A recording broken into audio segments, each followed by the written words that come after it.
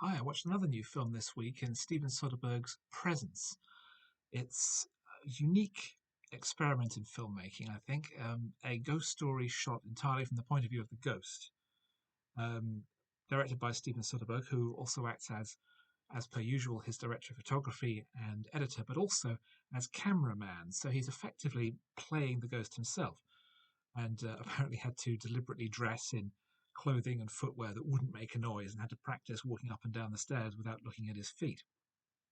It's also written by David Koepp, who is a, film, a filmmaker better known for co-writing the original Jurassic Park, writing the new Jurassic World Rebirth, but had previously adapted Richard Matheson's story A Stir of Echoes in 1999 when it was overshadowed by that year's other big ghost story, and is arguably the better film, so he has form in this area.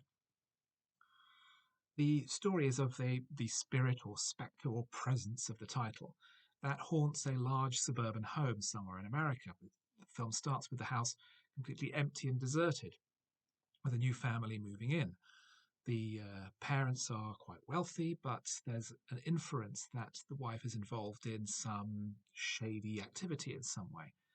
The daughter is distraught for reasons that gradually become clear that a friend of hers recently died, apparently of a drug overdose, despite not having, as far as she's aware, any kind of drug habit.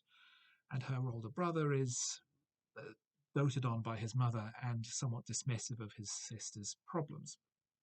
As time goes on, they start to become aware that there is something else in the house with them, as their own personal lives also start to advance in dangerous directions. And over the course of the story, it gradually becomes clear what the presence wants in the house, whether it's benign or malign, and in fact, who the presence actually is. I loved it. I thought it was, firstly, quite badly missold.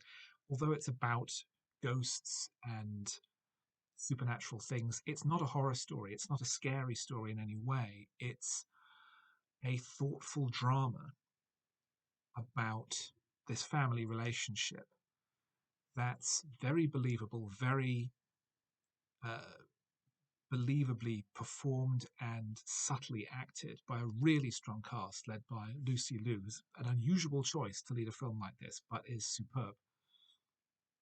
Um, and the way the film is shot, the way that we are constantly in the point of view of the presence, its hesitancy and its clear affection for the daughter, and the relationship that almost develops between the two of them as she becomes aware that this presence is watching over her somehow.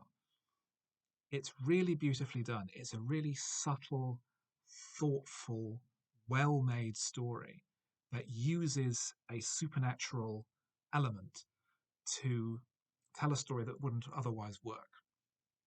I think that it's maybe Soderbergh's best film in his extremely long and storied career. It's, I think, one of his best directed films. And it's not even the only film he's made this year, aside from Black Bag, which was released later. But I saw it a few months ago. Koepp's screenplay is impressively sparse. It shows that he can, when he wants to, write a really good, proper script. The performances are all superb. The film is entirely confined within the house itself because the spectre cannot move outside the boundaries of the house. And there is some music which is, I thought, rather sort of Bernard Herrmann-esque in its tone. Rather than going for subtlety, it opts for more sort of lush instrumentation with really sincere and powerful emotion. It's such an emotional story, but it's all sublimated. It's all about what is not being said. It's all about what is being hidden and repressed, and that is eventually allowed release. And the music is standing in for the emotion that the characters aren't expressing. I really loved this. It's an impressively tight film. It's an hour and 25 minutes, including credits. It's economical. It was, I think, shot in 3 weeks. As I say, Soderbergh effectively plays the presence by doing all the camera work himself. It's a really thoughtful, emotional, adept piece of work. At the moment, it's my favourite film so far this year. I loved it. It's really brilliant.